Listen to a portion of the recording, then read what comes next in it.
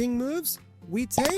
Oh, Fun Master Mike, black got the opposition. Oh, but it doesn't matter because it's the perfect position. That's right, good memory, chess kids. Today, chess kids, looks can be deceiving. We are going to simultaneously make things simpler and more complicated. What? Does that mean less is more? Yeah, I never understood that expression either. The whole reason we invented the word more is because we didn't want less. But enough of our language lesson. Let's move on to our chess lesson. We've already explained how to win when you've got an extra queen. Hello. That means if you get to the end of a game and you only have one extra pawn, you too, dear girls and dear boys, can win the game if that pawn gets to the other side and becomes a queen. You see how chess builds on itself? But we have a big task ahead of us today. How does that pawn follow the yellow brick road to get to the other side? Well, the pawn, of course, gets in his yellow submarine. Thank you, John Lennon. But no, it is Fun Master Mike, your teacher. The Beatles, we're going to set them aside. We're going to learn how to win with that extra pawn. And in fact, we're going to break this down even more. Before we talk about this chess position, which, by the way, spoiler alert, you should not actually move your pawn. We're going to talk about this position because this is actually our ultimate goal. Fun Master Mike, I thought checkmate was the ultimate goal. Okay.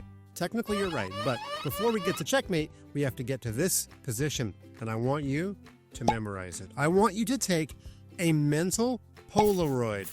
Boys and girls, Polaroid means camera, okay? In this position, you want to memorize it because it is called the perfect position. Oh, yes, the perfect position. Hollywood screenwriters are going to make movies out of this position because no matter whose turn it is, white wins. That's why this position is so important. We're going to make our yellow brick road, and the way we're going to do that is we're going to wait for black to move. And in fact, it's a little easier if it's black to move, but I'm also going to show you what happens if it's white's move. First of all, this pawn needs 3 more moves to become a queen, and then it is happy, happy, joy, joy. So whichever way the black king moves, we're going to step the opposite way. So if the king goes to the left, those of you who are veterans of my YouTube channel know that Allen Iverson would dribble the ball to the right.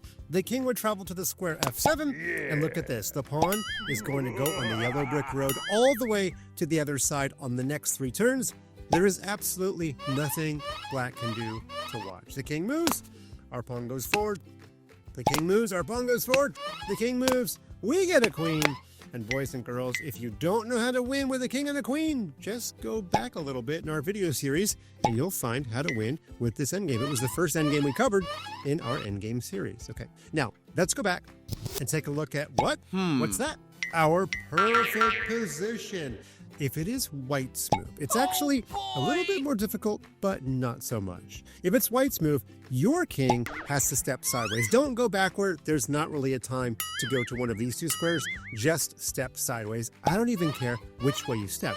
Let's say your king steps this way. Now, the best defense for black is to get in front of your king. If the black king travels to the right, either to F8 or to F7, then the simplest move is king to D7, because then your pawn goes bing, bang, boom, and gets a queen on the next 3 moves. So let's give black the best defense possible.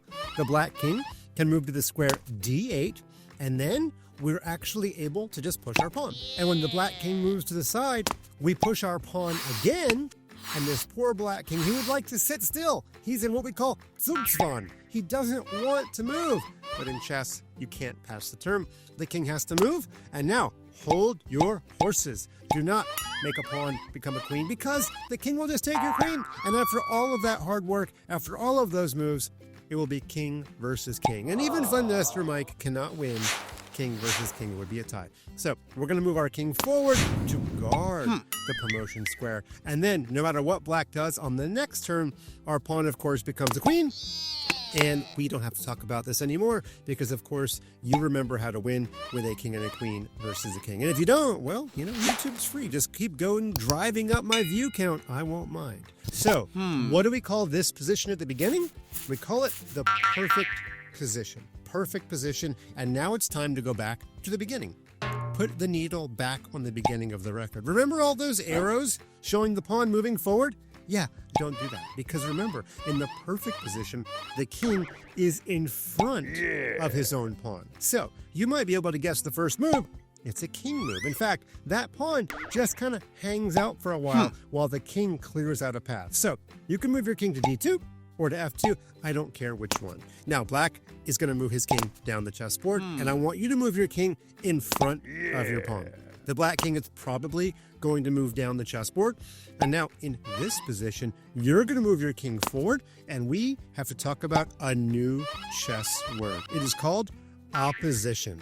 Opposition is when two kings are staring at each other and there's exactly one square in between them. Whoever has to make the next move is said to have lost the opposition. So in this position, because black has to make the next move, black has lost the opposition, white has gained the opposition. This is another one of those times in chess where it's better to not make the next move, but black has to move. So let's say black's king goes to the left.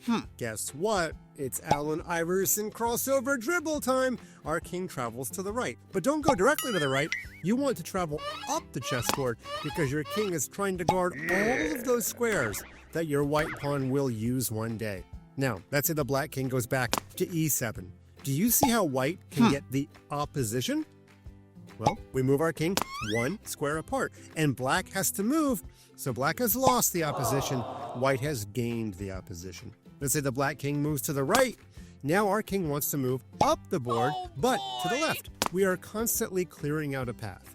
Now if the black king moves back, we get the opposition again. And now, when the king moves, getting to the perfect position is actually really easy. We can just move our pawn. Turns out, it doesn't really matter if you go 1 or 2.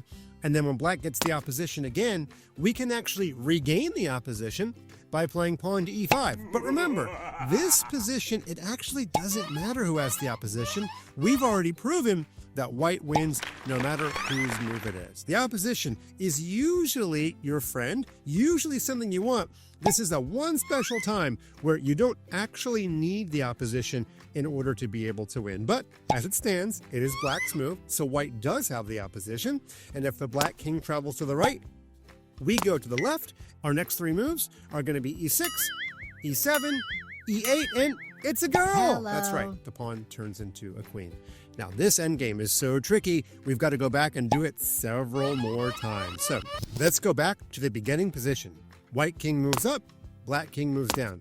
White king moves up, black king moves down. White king moves up. Let's say the black king moves to the right. You know to go diagonally to the left.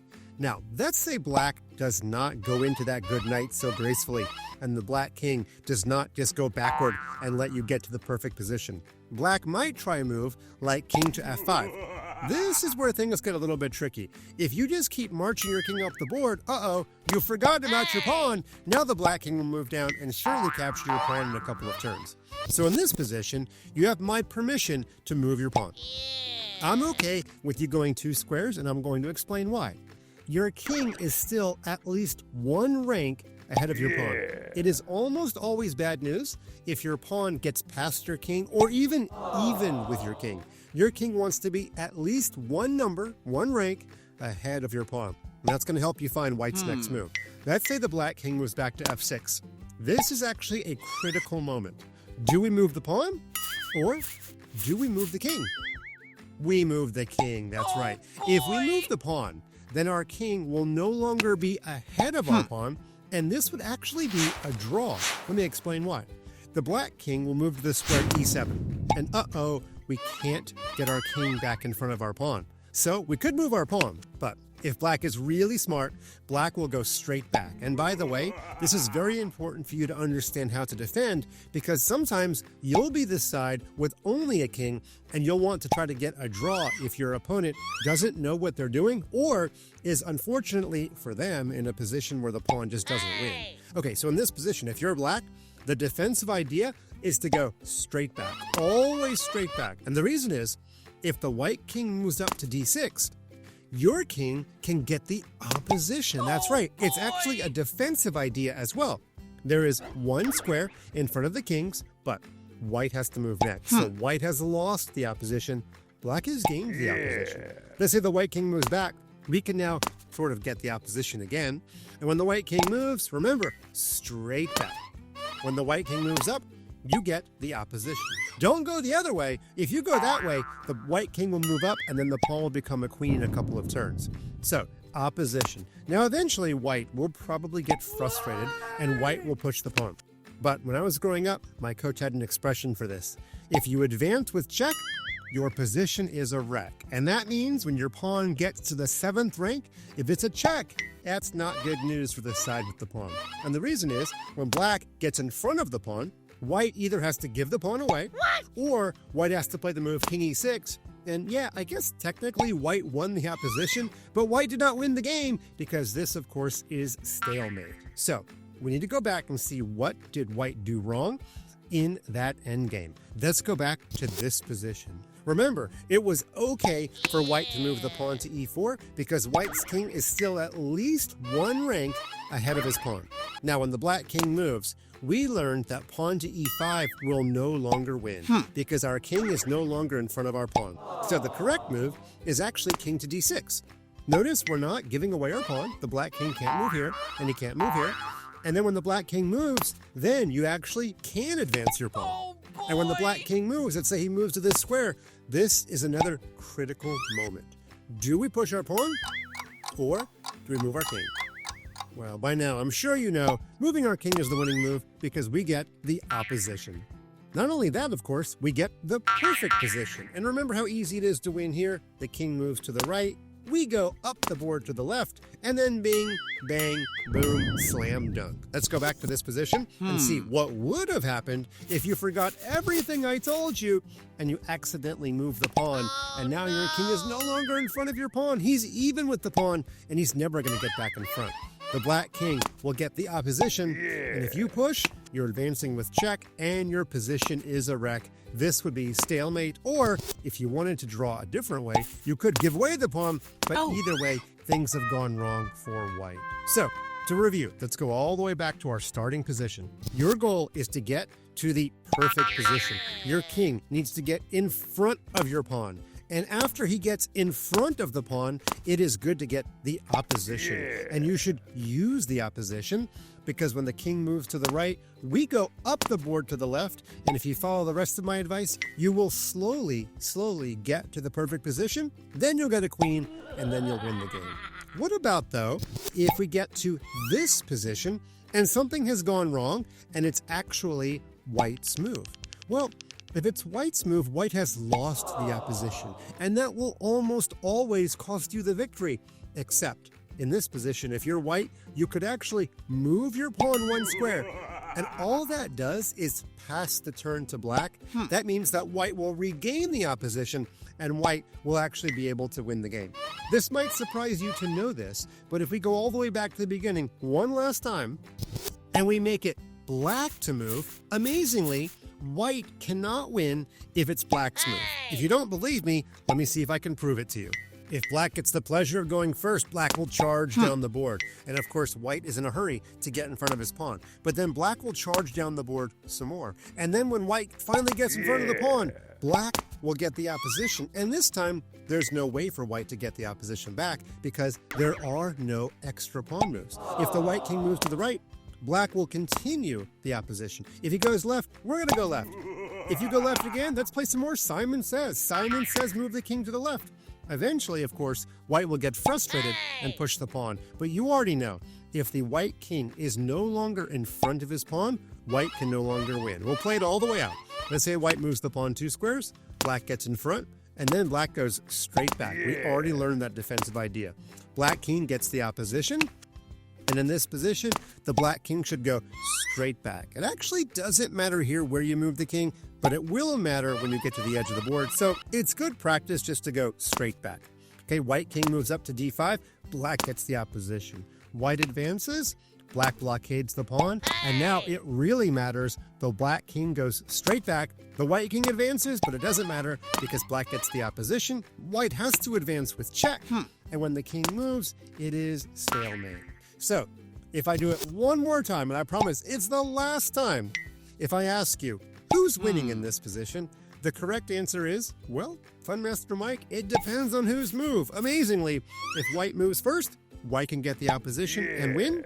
If black moves first and black plays perfectly, black will get the opposition and actually be able to hold the draw. Wow. Is that complicated? It sure is. That's why I'm definitely inviting you to go over to ChessKid to our workout section and practice this endgame over and over. Now it's time to up the ante, as we say, and to make things just a little bit more complicated. In this position, if it's white's move, white actually can win by using a lot of the ideas that I just showed you, plus one additional idea. Okay, white to move. The first goal is to get the opposition. So, how does the white king oppose the black king by 1 square? Well, of course, that's king to e5. Now, we do have some fancy concepts in chess called the diagonal opposition and the long opposition. It turns out this is a case of a little bit of information being dangerous, because if you play king to g5, that is called the diagonal opposition because the kings are opposing each other diagonally by 1 square, but it wouldn't help you because the black king would travel down the board and come eat your pawn. We also have something called the long opposition, but there's really no need to play the move king to e3 in this position. You want to just go ahead and get the regular opposition, which is king to e5. And we're not really going to focus on long opposition and diagonal opposition today. We're just going to go right for the win with king to e5. Now, unfortunately for black, if he goes to the right, well, we just go to the left and eat the pawn. That's super simple. But if the king goes to the left, we're going to do something called outflanking the king. And outflanking means attacking from the side. We can't, of course, get the regular opposition because a pawn takes king. Oh no, the horror! Well, of course, you can't give away your king in chess, but we're going to use the opposition by traveling up the board to the right. We made the king go one way, so the king abandoned the space the other direction. And here we go. We're going to push that black king out of the way. Let's say the black king moves here. We're just going to advance our king. And if the black king moves here, we can get something called the sideways opposition. The kings are opposing each other from the side with 1 square away. The king moves back. Now we keep advancing toward the pawn. The black king moves here. We get this sideways opposition again. King moves. We take. Oh, Fun Master Mike, black got the opposition. Oh, but it doesn't matter because it's the perfect position. That's right, good memory, chess kids. We simply move our king, and this is the one time where it's totally okay to lose the opposition, because when we're playing c7, we're advancing, but it's not check. So when the king moves, we advance our king, and it's a girl. We get a queen, we win the game. Let's move on to this position. Wow, this is a tricky one. White to move. It's pretty much the same as the one I just showed you, except the king is here, not here. Now you might think, well, Master Mike, this is even easier to win because the black king is further away. Well, here comes the shocking answer of the day. It's actually a draw. That's right. Even with the black king in a supposedly worse, further away position, white cannot win. Don't believe me? Well, I don't expect you to, but hopefully I'm going to prove it to you. If we play king to e5, same idea that we tried before, then black will play king to e7. Uh-oh. Black has the opposition. The kings are opposing each other, but it's white's turn. Now, if the white king goes to the right, black's king just moves to the right. Black's not trying to win the game. Black's just trying to stop you from advancing and outflanking him. Now, if the king goes left, of course, black's king goes left. If we go right again, black's king goes right again, and we can't make progress. And by the way, you better not go all the way to g5. That is super silly pants. Now black will actually use his opposition. Black will come win your pawn, and actually, black is winning the game. Let's go back and try something different for white. If the white king travels to f5, the draw for black is pretty simple. How does black get the opposition? Black plays king to f7, and actually, we've already seen this position several times. We don't need to do it again. We know that this is a draw. Let's go back. Let's try one last idea for white. The most complicated thing that white could try, and by the way, if I was white, I would totally play this move. White could try king to e4. Now, this is called the long opposition because there's actually an odd number of squares between the kings. First of all, chess kids, this doesn't come up nearly as often as the regular opposition, but it is definitely worthy of your study, and here's why. If black doesn't understand long opposition, and black plays a move like king to e7, then white will transfer the long opposition to the regular opposition. And guess what, chess kids? We've actually already seen this position. Black's king has to give way, and we start outflanking the king, and we've already been down this road. White would actually win. Let's go back and see what else Black could have done. Well, what if Black had played king to f7, hoping for king to e5, then Black would play king to e7, and Black would have the opposition. Well, if all that was forced, that would be a draw. Unfortunately for Black, White's not going to play king e5. White is going to play king f5 because White is me, and I'm a chess master, and I understand what opposition does to break down the opponent's defense. Now the Black king has to go left, and we go left. Black's king is going to move again. Then we're going to start outflanking the king. It's going to take a lot of very careful defense for Black to be able to hold the draw. Let's go all the way back one more time. King to e7 was a losing move for Black. King to f7 was also a losing move for Black. What about king to d7? Well, that's actually pretty tricky, because now if we play king e5, Black gets the opposition. It's a draw. This is one of those rare times where White would use the diagonal opposition. That's right. This is that one time you need to know that. When the king goes to e7, then we transfer the diagonal opposition back to the regular opposition. I know this is a mouthful, chess kids, but White wins because, again, we're able to outflank the Black king, and eventually we're going to get there, and we're going to get there, and eventually we're going to win the pawn and get the perfect position. So you might think, I'm Master Mike, you need to re-record this video, because if we go back to this move, king f4 to king e4, that looks like a winning move for White. Actually, it's not. Black has exactly one move to draw the game, and it is the totally weird king f8. I know it looks like Black is avoiding all of his problems, right? Black's not paying his bills, Black's not doing his homework, Black's not brushing his teeth. Black is actually not avoiding any of his chores. Black is doing exactly what he needs to do to draw the game. Let's talk about why. If we play king to e5, Black will play king to e7 and get the opposition. If we play king to f5, Black will play king to f7 and get the opposition. Now you might think, fun, Master Mike, we'll just play king f4, and because there's an odd number of squares, we have the long opposition. Well, that is true. The problem is, if the king goes back, we're just right back to our starting position. Yes, you got the long opposition, but no, the long opposition doesn't actually translate into a win. Now, I guess you could try king g5, hoping for king f7. Then after king f5, White would have the opposition. But Black will play king to e7 and get the diagonal opposition. And then when you play king f5, Black will play king f7 and make a draw. And whew, wow, chess kids, what an unbelievably complicated endgame we just learned. But as is always the case, chess kids, wait, there's more. Oh yes, there's more. Let's talk about this endgame. It's actually very similar, but can you figure out, you mystery detectives, what I've changed about the position? Well, the kings are in a slightly different spot, that's true. But the most important part about this position is the fact that the pawns are on different ranks. This, surprisingly, chess kids, is much easier to analyze. I can actually make my statement very clearly. White will win this pawn if White gets to make the next move. And yet, White will not win the game even after he wins the pawn. What do I mean by that? Well, thank you for asking, over the internet friend. If White starts the game with king to e4, as White should, White has the opposition, and White is going to win the pawn. You will get no argument from me. White will use the exact same technique that we just learned. White will outflank the Black. When the king goes left, we go right. And when the king moves, we just keep on charging. And when the king moves, we go after the pawn. And when the king goes to b6, we do a sideways opposition. This is sort of the key moment. The minute that Black realizes he's going to lose his pawn, he needs to make sure to get the opposition after losing the pawn. So the only move that draws is king to b7. Because when White finally achieves his goal of capturing, Black achieves his goal of getting the opposition. And here's the problem for White. He can no longer keep his king in front of the pawn. When the king goes right, Black continues the opposition.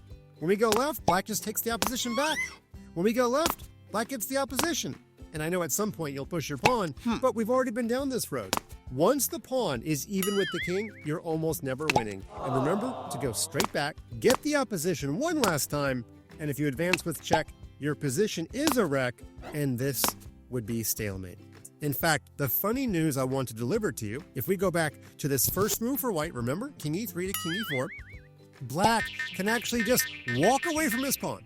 Black can totally just play a move like king to d7. Here, take my pawn. And when the white king travels up to win the pawn, black can even run away some more. I know it looks like black is being super silly pants, but black is not. All black is doing is waiting for the king to take the pawn. And after white takes the pawn, then king c7 is a draw in the way that I just showed you. In fact, in this position, about the only thing black could do wrong would be to run away to the right, or to actually land on c7 too soon. Oh no! If you play king c7, then white will get everything he's ever wanted in life. White will take the pawn and get the opposition in the process, and then when you go left, the white king moves to the right, and eventually white will get the perfect position. Moving on, chess kids, let's get rid of the pawn and add the rook. Out with the old and in with the new. Even though we're mostly talking about king and pawn endgames today, we're going to use this idea of king opposition. Here are the rules for this activity. You are only allowed to move the white rook once, and the move that you make with the rook must be checkmate. So basically, you have to move your king over and over and over until you get to a spot where the movement of the rook would be checkmate. Let's see how white can do this. First move for white, let's play king g2. Now, black might advance his king as well.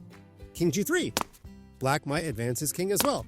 King g4, you could say that white has the opposition. You could say it because it's true. Now, if the black king moves to the right, we're going to advance up the board to the left. Looks pretty similar to what we just did. Now look at this poor black king.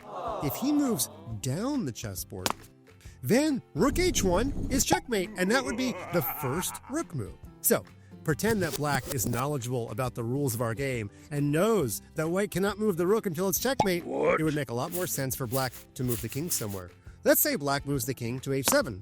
In this position, I would actually not play king g5, because then black would play king g7. Uh-oh, now black has the opposition. And now our rule about only moving the rook once is probably not going to work. We could play king h5, but then black will play king h7. Rook f7 is not made. So we really can't make a lot of progress in this position. Let's go back to this position. What was a better move for white here? White should have played king f6 to prevent black from getting the opposition. Now, if black plays king h6, rook h1 is checkmate. If black plays king g8, we can now oppose the black king, getting the opposition back. And then when the king moves, we have rook to f8 checkmate. So that was kind of a silly game, I admit it. But if you want to practice it sometime, it will help you understand the ideas of opposition. One last component, chess kids. What about if we have a side pawn or a rook pawn? Well, I've got some bad news. When you've got a side pawn, that is the least happy pawn. It is almost never possible to win when you've got a side pawn. And the reason is this. Even if you follow all of Funmaster Mike's advice, and we get to this position, and you get the opposition, if the king travels to g6, you want to be able to move your king up the board to the right. But there is no square called I5. Allen Iverson has fallen off the chessboard. You can only play king to g4. And you can see, eventually, you're going to move your pawn. You can't keep your king in front of the pawn forever. And I will just play this out to its logical conclusion. There's no way that white can win. Pawn h6, king over, king over. Black king goes straight back. He actually doesn't even need to, but we're just playing the best defense.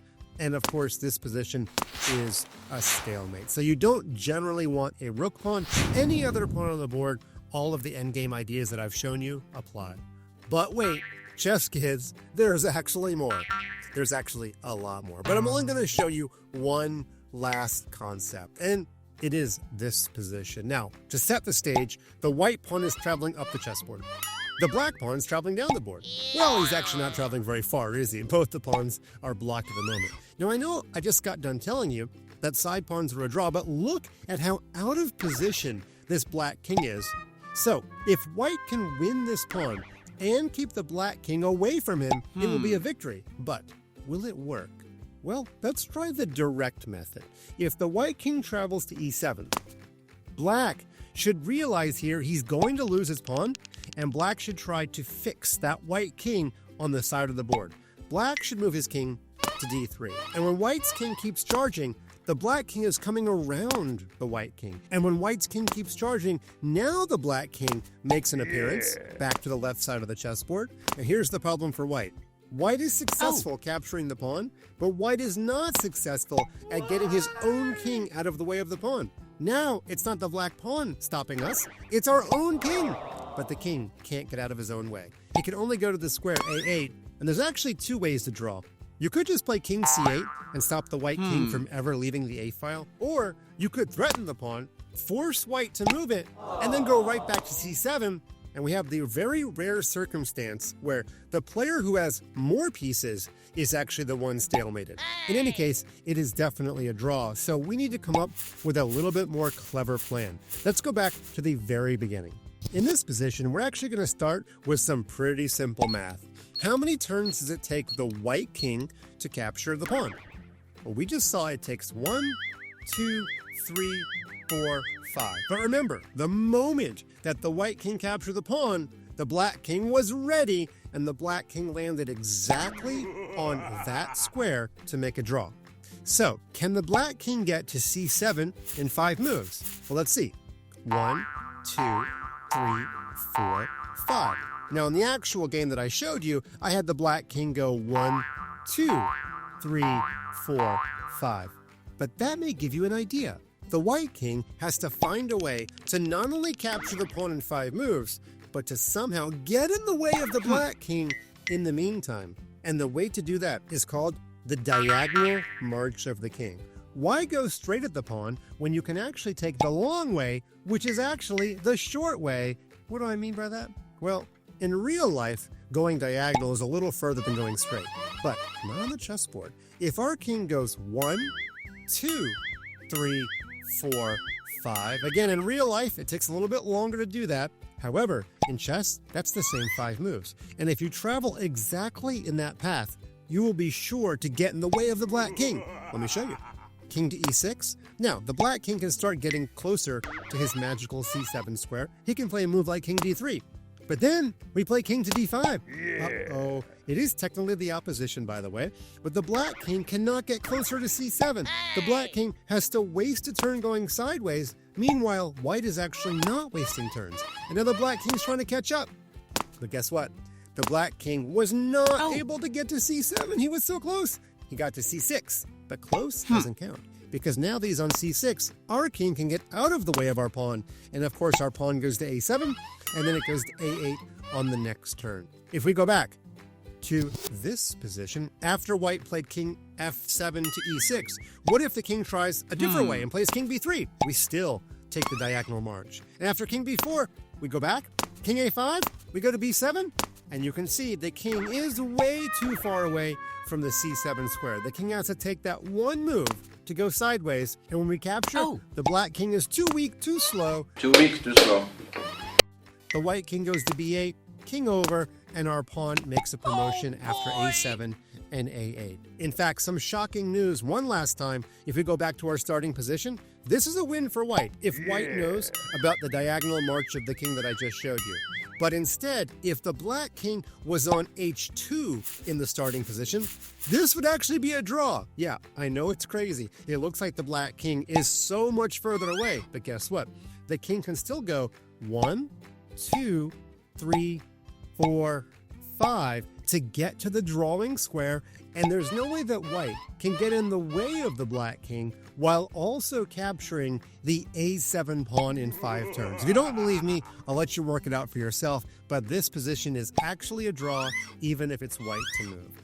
Well, here you go, chess kids. I think I've proven that even when there's only a king and 1 pawn for each side, things look simple, but they're quite complicated.